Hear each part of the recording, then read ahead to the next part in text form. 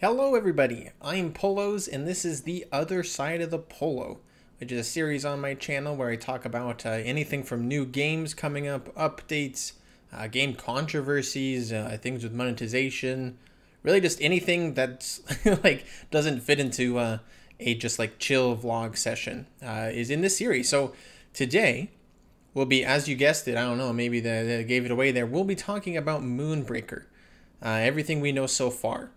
And Moonbreaker is an upcoming game from Unknown Worlds Entertainment, which are the developers of Subnautica and also Natural Selection. Moonbreaker itself has been in development for 5 years so far, is a turn-based strategy digital board game with paintable miniatures in a sci-fi world called The Reaches, created by best-selling author Brandon Sanderson. I personally am a huge fan of the Mistborn trilogy, which he writes, and have been really wanting to see Sanderson move into the games world, especially with maybe a Mistborn title, but I guess Moonbreaker will have to do for a first little venture. I'm sure we'll get to Mistborn eventually. Right. So Moonbreaker. So actually it's interesting because this will be the first game that Unknown Worlds is not self-publishing, because almost a year ago, in October of 2021, they were actually acquired by Krafton. And Krafton's the parent company to studios like Bluehole, which is an MMORPG studio known for Terra and Elion. Also parent company to Striking Distance Studios, who are developing the upcoming Callisto Protocol. And also PUBG Studios, developers of PUBG. Moonbreaker itself will be launching into early access on Steam for both PC and Mac on September 29th of 2022, so this year. And it plans to be in early access for anywhere from 1 to 2 years. They don't currently have plans, concrete plans to bring Moonbreaker to console, but if there's enough interest and the fans want it, then they'd be happy to. So getting into some of the gameplay elements for Moonbreaker, players will command a roster of 10 crew, and there are 50 total units at launch to select from, and they'll also have to select one captain out of the 3 captains available at launch to challenge others in 1v1s, which allow you to fight either another player or an AI opponent, or you can try out your best strategies in the roguelite cargo run mode, which features permadeath, upgrades, and relics to help you throughout the run.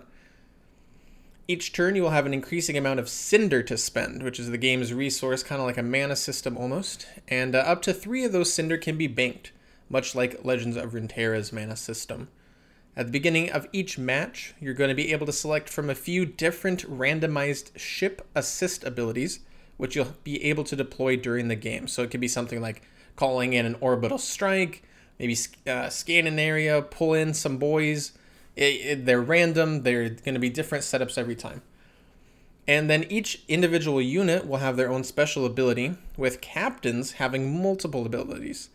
There's no movement grid, so it is like XCOM, but there's no movement grid, meaning that units are free to move anywhere within their movement range, and the same goes for shooting.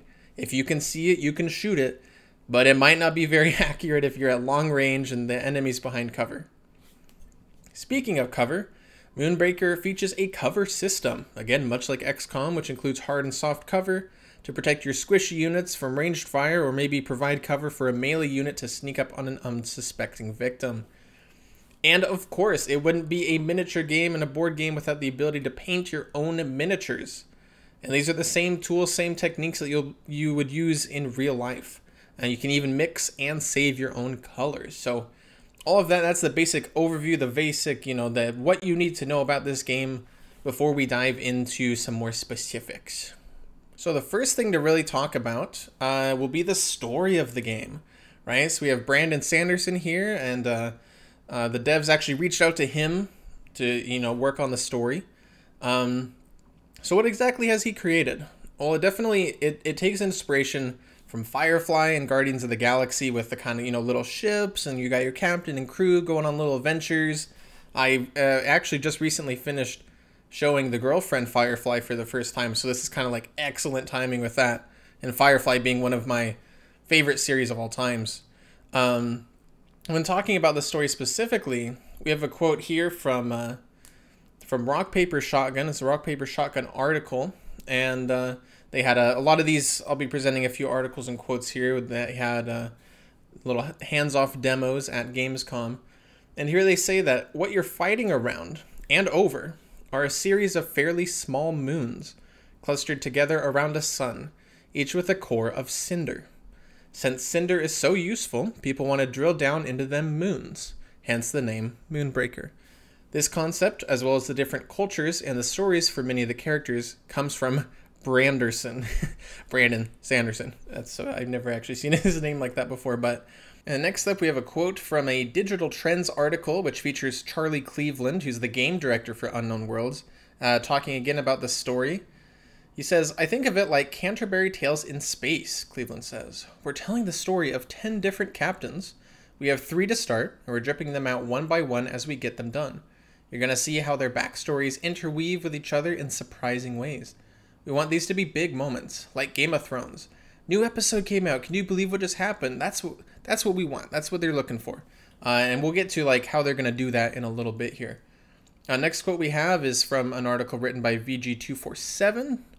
And it's more of the reason behind like, well, why Moonbreaker? Why now? And so Charlie Cleveland, co-founder here, like I mentioned, Moonbreaker was born out of a natural passion for tabletop gaming many of us share at Unknown Worlds.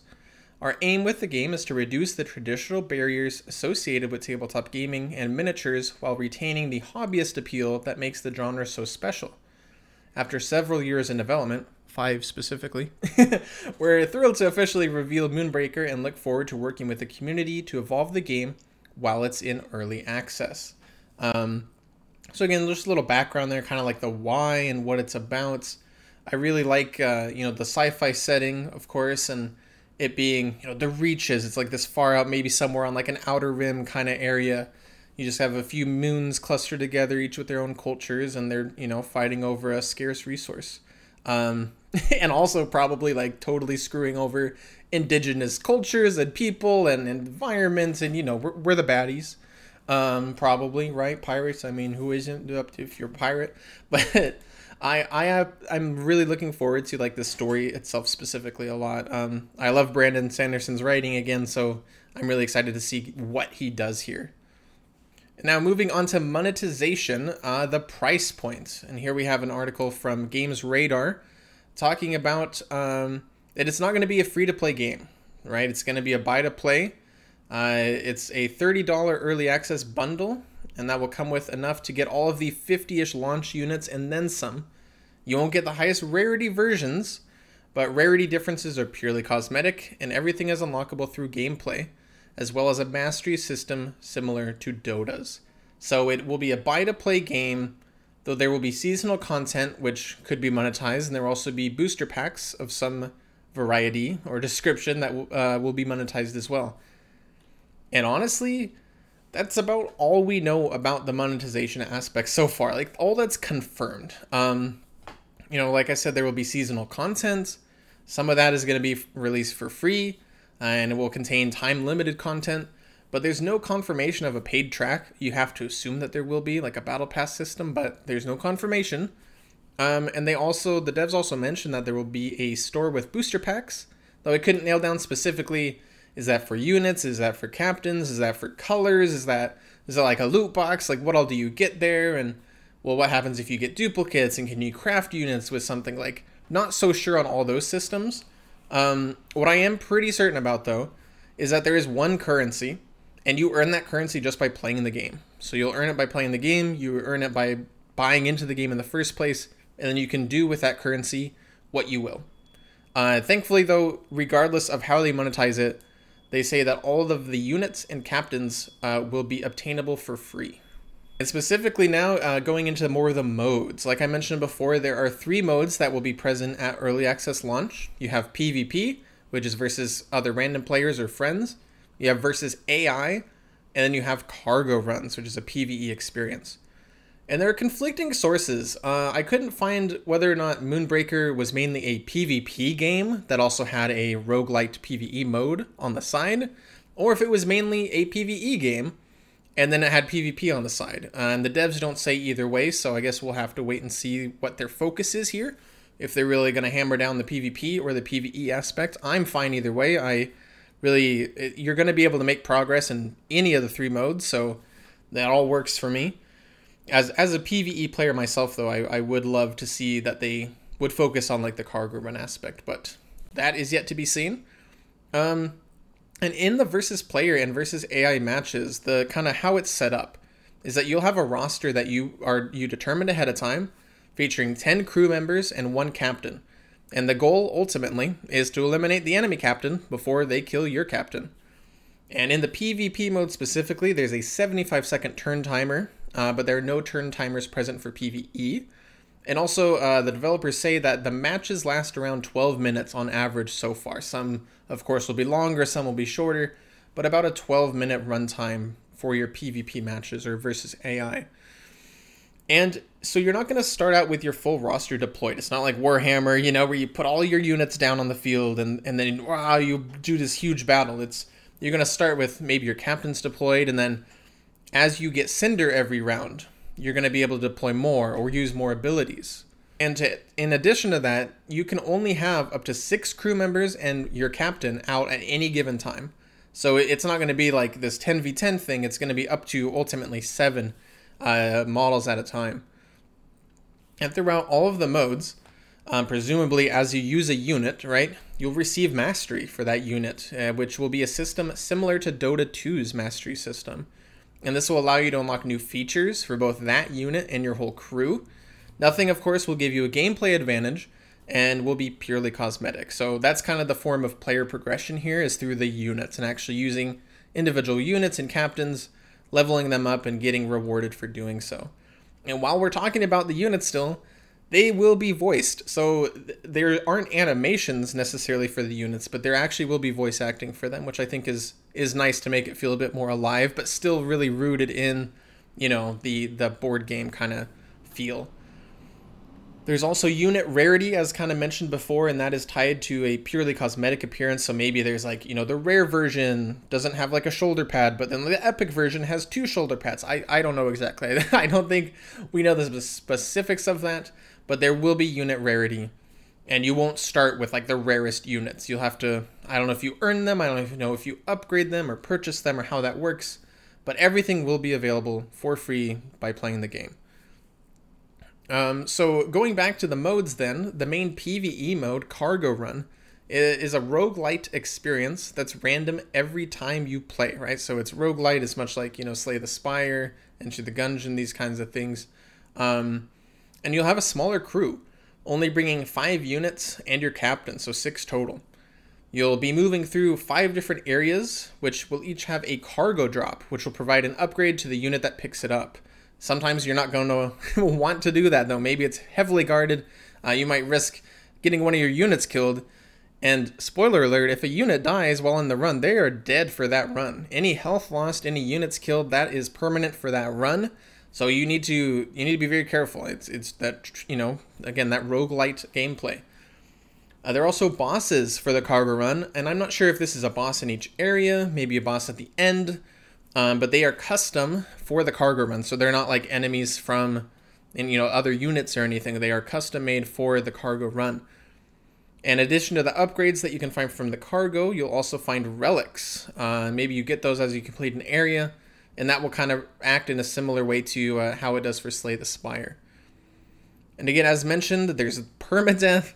The health values are kept between areas, and it seems like at the moment there isn't like a long-term progression for the cargo run. It's not like you do a run and then, oh wow, now I get like +1 movement speed for all my units next run. It seems to be very self-contained. Like within that run, within those 5 areas, you get upgrades, you get whatever, but then that's as far as it goes. So we'll see if maybe over time, maybe they want to expand that, and maybe not. And I think it's totally fine if they don't. Getting on to the next big thing about this game is the painting, the actual painting of the miniatures. Because this is not just a game where, oh, everything's all fleshed out for you. I mean, it can be if you want. Everything does come with a default color scheme. But you also have this lovely UI, which you can hide. If you're like super confident in the controls, you can totally hide this while you're actually painting. But you'll be able to paint your miniatures, and it features like all the stuff you'd have in real life, right? There's so many different features, so many different colors.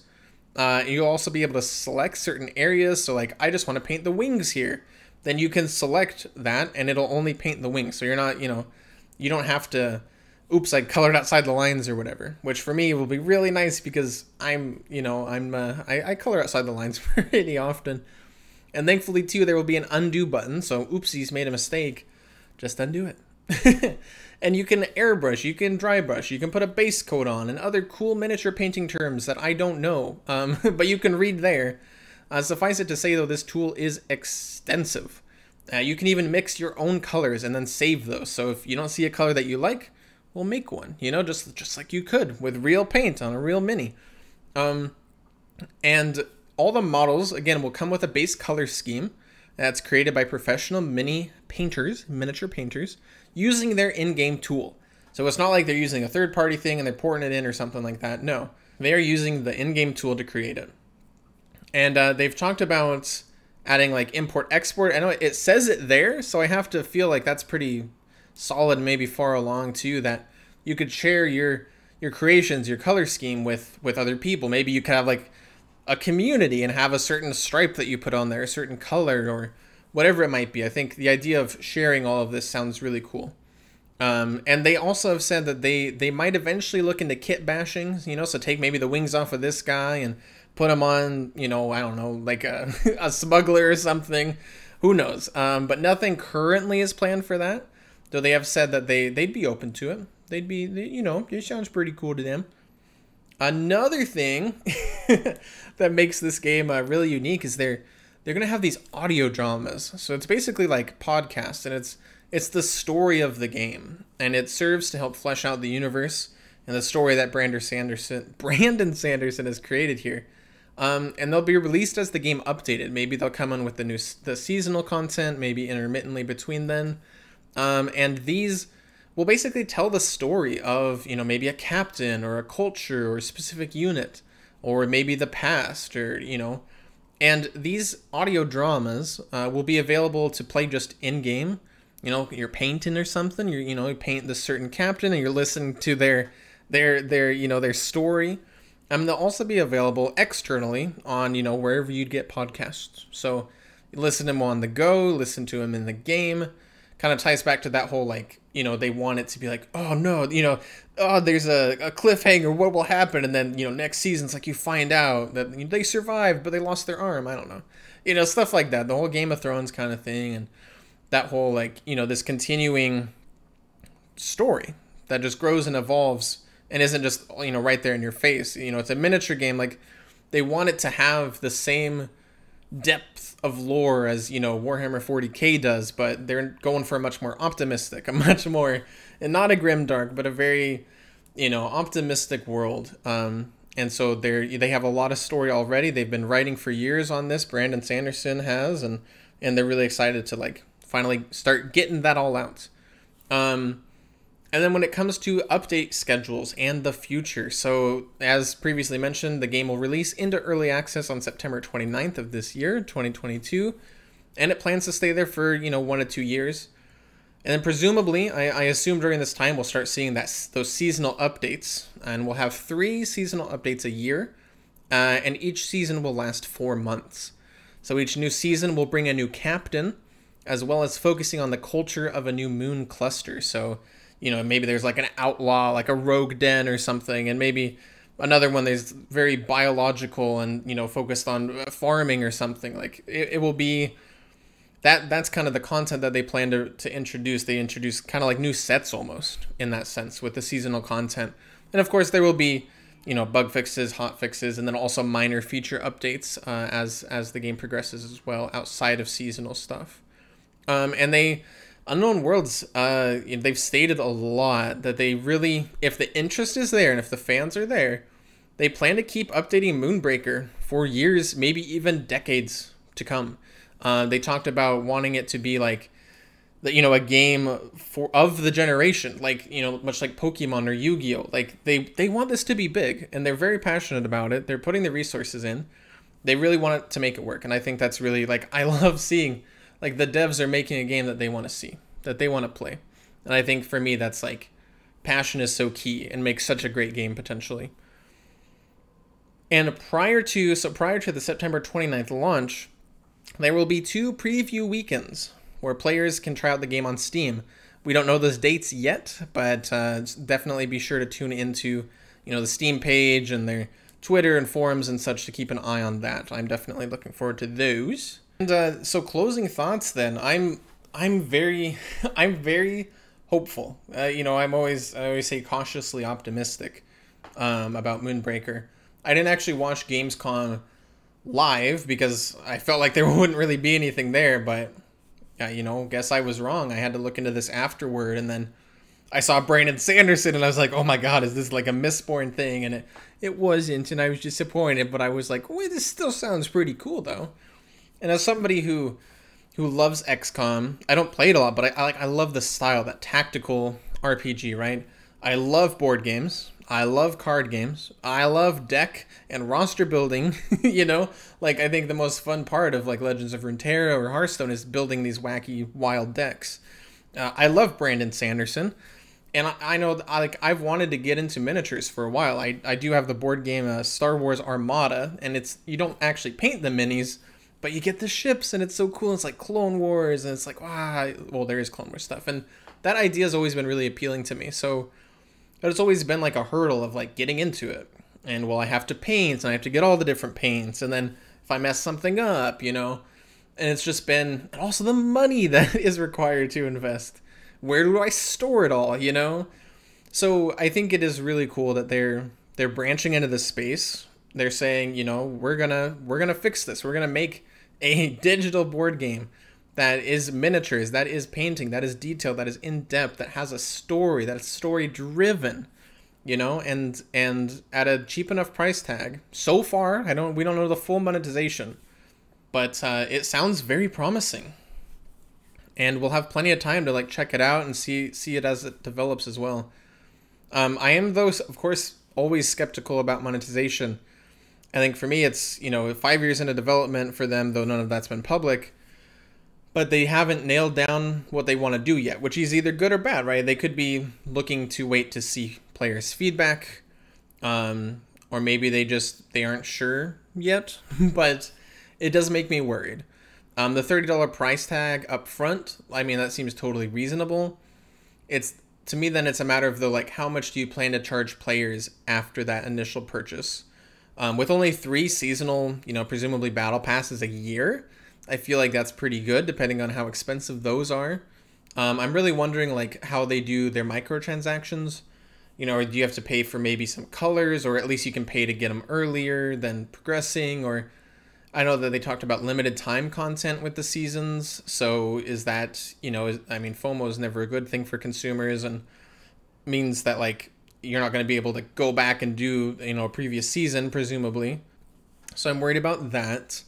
I just think it's interesting to compare it to Conan Exiles, which again is a $40, $50 game.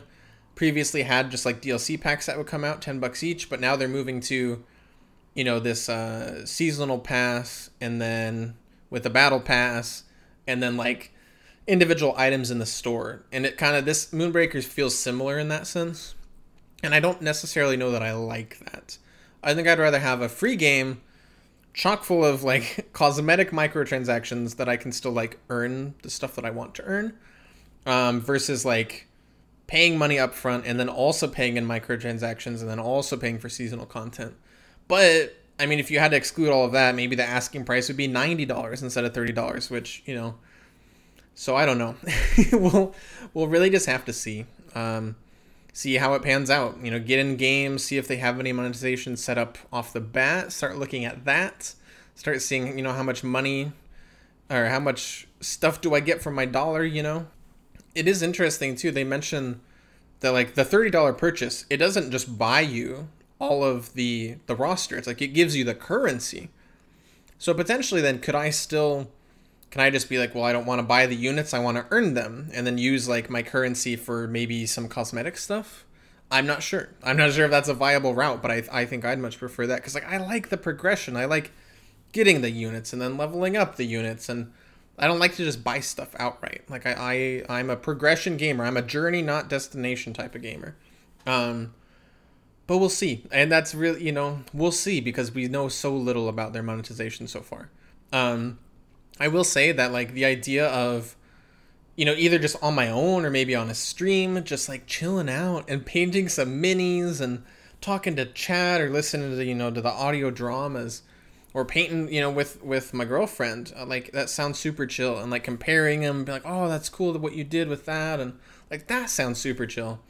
I know the devs have talked about like internally on their team, a lot of the devs are more focused on the painting aspect and maybe even only do the painting, and not actually play the game, which I think is, I definitely can see myself in that situation. Often I end up creating characters in MMOs or RPGs only to just ignore them and move on to creating something else, because the idea of like creating it and forming this backstory is really interesting, but then playing the game, it's like you don't get as much of that creativity, I guess. And I think it's totally fine if they if they have this community of people who just really like to make minis.